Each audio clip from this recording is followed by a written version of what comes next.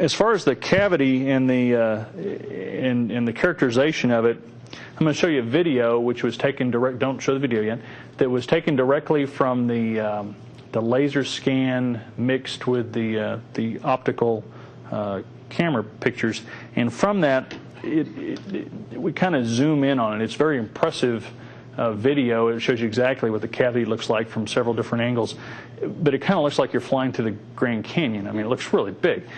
So what I had is we have the capability, is a stereolithography printer. Basically in plastic, it can build exactly what the point cloud model is. This is the size of the damage that we're looking at.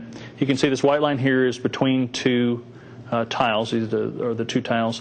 And you can see it's the fairly deep gouge in here, and then a smaller little gouge right here in this tile. And this is very descriptive of the size of the filler bar material, which is this coated Nomex felt that is exposed. We've learned quite a few things about the aerodynamics of a cavity like this. And I'll explain some things and how that may impact our analysis after we take a look at the video. So why don't we go ahead and pull the video up.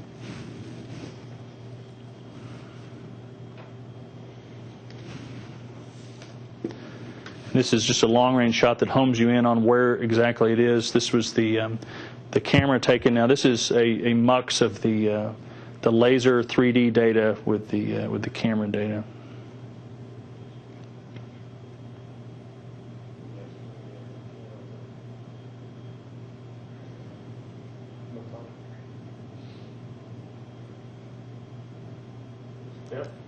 The different colors represent different depths. Yes, and it goes down. This actually is the thickness of the tile we're looking at. That's 1.12 inches in depth.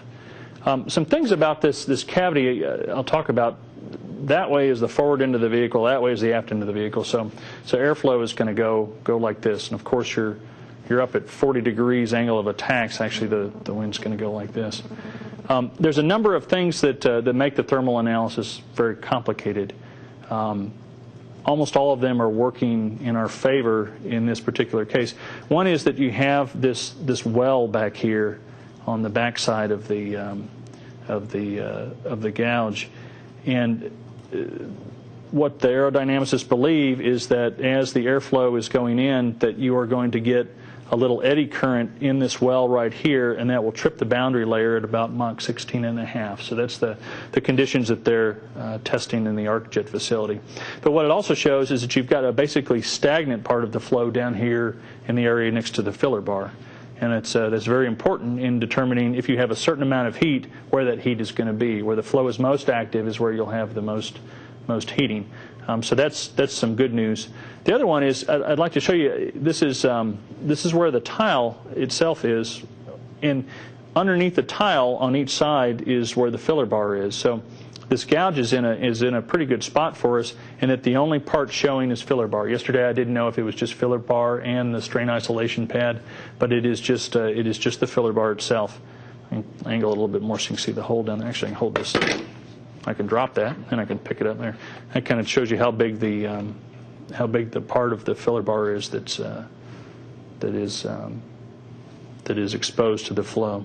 And the other piece, let's pull up the first diagram. I showed you a little bit yesterday. I'll give you some more detail on. I showed you the damage location is right underneath that rib. It's also underneath one of those stringers as well. Let's go to the next chart.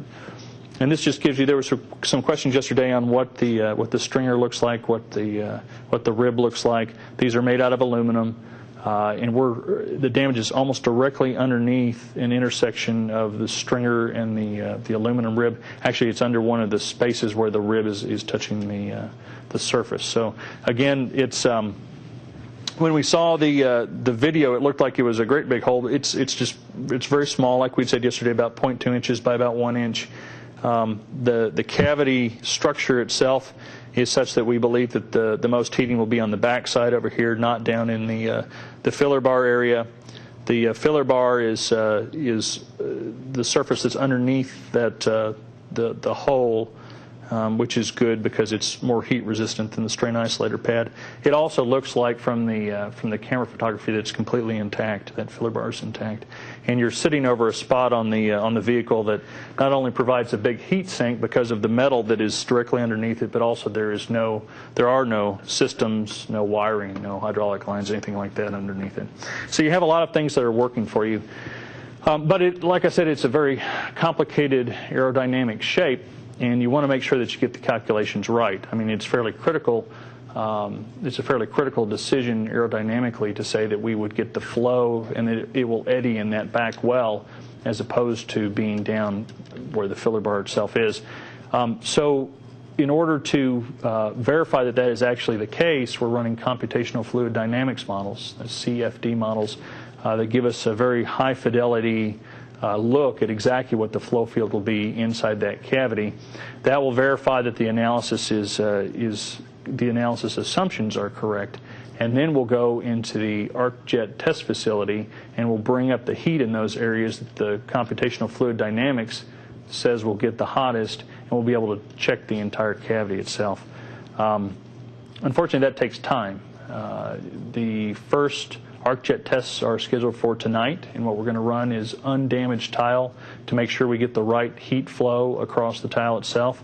They are machining the test samples to put the exact cavity that we have into the test samples, and once we verify that from the computational fluid dynamics that we understand the heat in that cavity, then we will run the ArcJet test to make sure that the heat in the cavity is modeled correctly in the ArcJet test, and that'll give us some good data.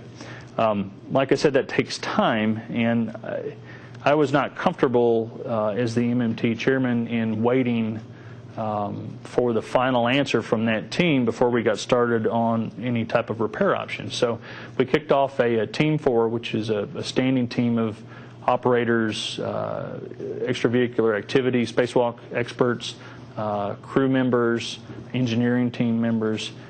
They are standing by on every flight to work any problems like this, and they're meeting right now to go discuss different kinds of repair options. I've said several times that we have 3 primary repair options for tile.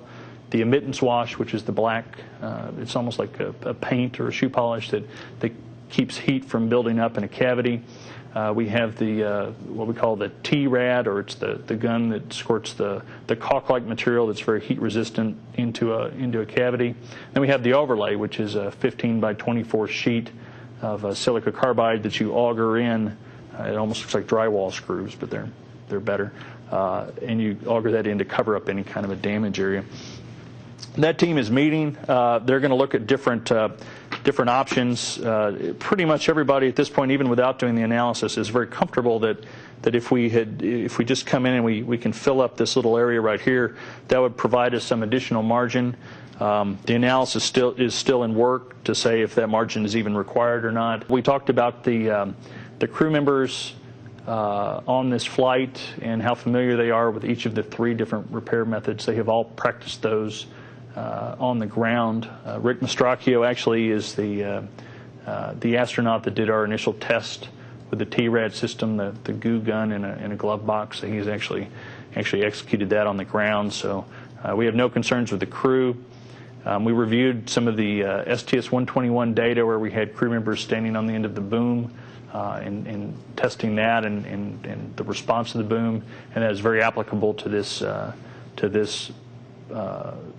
damaged site. So if you had to put an astronaut down there, you could certainly do that. So we're set up. I think that regardless of what repair method is chosen over the next day or so, we could execute it if required, and we have the team working really hard to understand whether it will be required. If you ask me whether I think it will or not, I would probably lean towards it's not going to be absolutely required to do. The initial simplified cavity model that they ran today passed with no structural damage, no reduction in structural margins at all. But it was a simplified model. We prefer to take the real, since the flow it's a little tricky. We want to make sure that we get it exactly right, and we'll run that and make sure we understand it. And if we don't have to do anything, then, well, we had good practice in pulling together these procedures. And if we do have to do it, then I feel fully confident that we could execute that with a minimal impact to the mission.